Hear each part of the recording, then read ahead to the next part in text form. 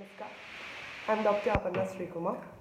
This video is actually being created to impart a legal knowledge on the topic Citizenship Amendment Bill. Currently, it's citizenship. The bill has been passed and it's an act.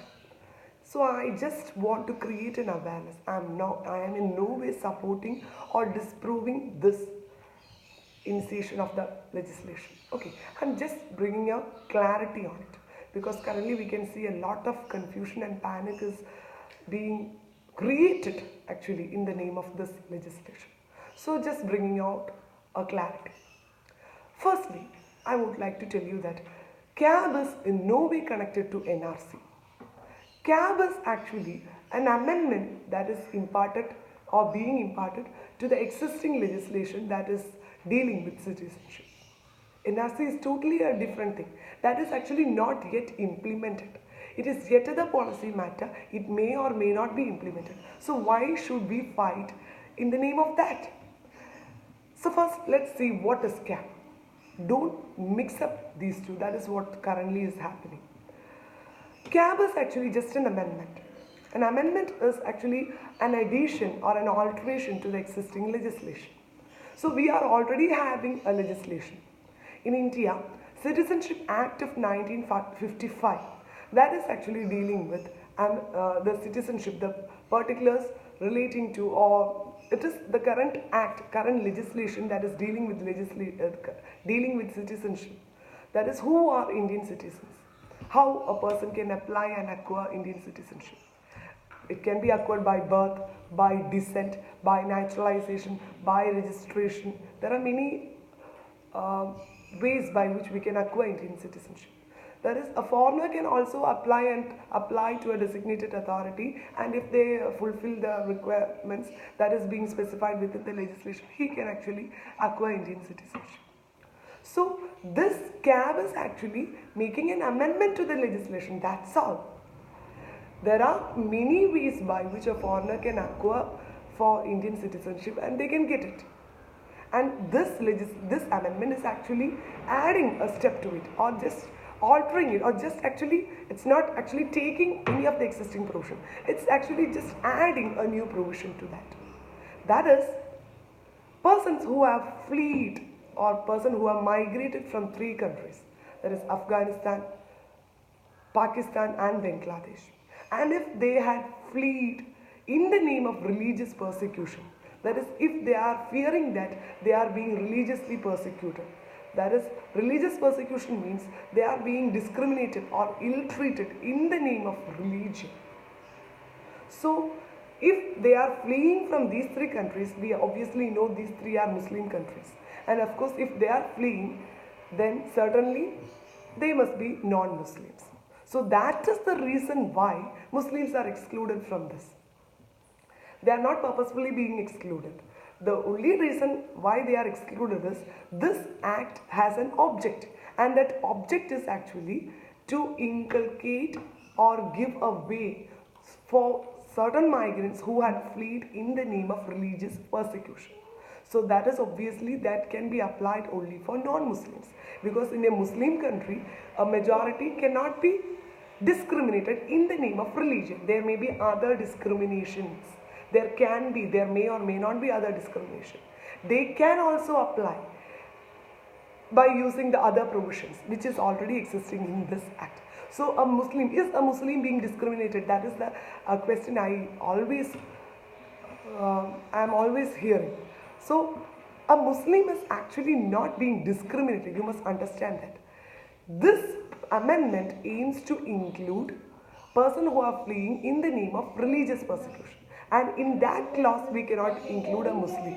But there are many other provisions where a foreigner can very well come and apply. And that include a Muslim also. That include a person from Nigeria or any other place within this whole earth.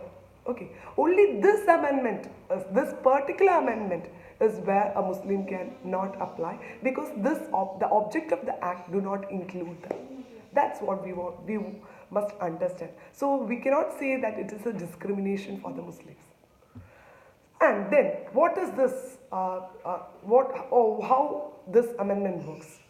This amendment says that when usually a foreigner to apply and get a citizenship by naturalization, they need to be present in India within the span of last 11 years. Of within the last 11 years, they need to be present in India. Actual presence must be there for at least 11 months. And that time period of 11 years is relaxed to 6 years. That's all what's happening. Still, these migrants has to apply, and then only they may or may not get the citizenship. They will not automatically get the citizenship. That's what we want to understand. They will also have to apply to the designated authorities, and if the other requirements are fulfilled only, they will be given citizenship. So if they are found illegal migrants, they may be disqualified. There is also, and I have seen many trolls and all which states that he is a Hindu, then we must accept him. If he is a Muslim, we are rejecting him. No, it's not saying that.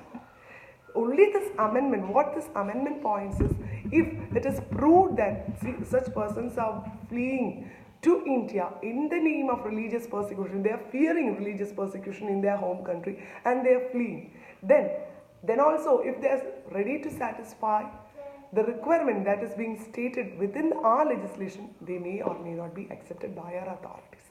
That's only what is being stated in that amendment. So now the next question is it against equality? Of course, our constitution puts forward a fundamental right, that is right to equality. But our right to equality never says that every person must be treated alike. It allows permissible classification or reasonable classification.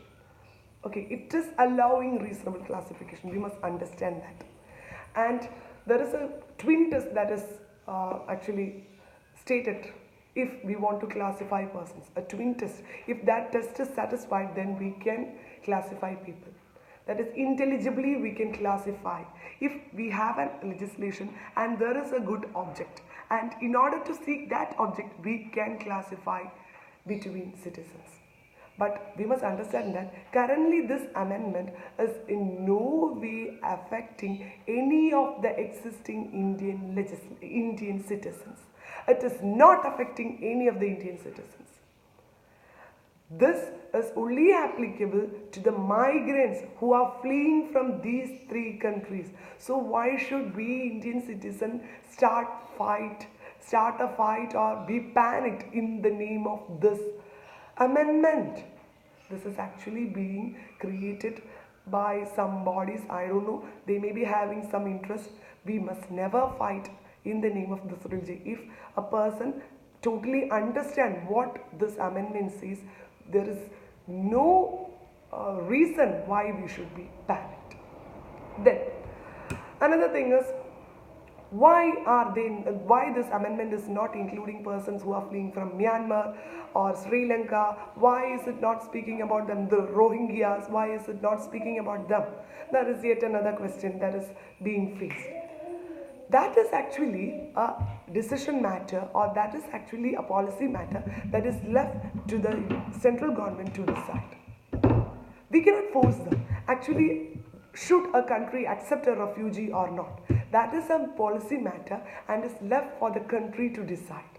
That is the union to decide. We are signatories of the UN Convention, which is dealing with refugees, and we, being a sovereign country, has every right to do it or not to do it. We have the final say. We may or may not include them. Only because Rohingyas are not included within it, we cannot say CAB is discriminatory. Or we cannot say CAB is constitutionally invalid. CAB as itself, it stands constitutionally valid because it fulfills this two twin test that comes within the test of equality. So CAB is constitutionally valid. We must never mix up NRC with CAB. It is totally different matter. And also we must never say that it is discriminatory, because there is an object, and for that object we have included this. And still Muslims can apply Indian citizenship. They are not excluded. There are many grounds which a foreigner, any person from any country can apply for Indian citizenship. So Muslims are not discriminated there. And also Rohingyas, should they be included or not? It's yet another policy matter. They may or may not be included. They can or cannot be included. They may or it is a decision matter.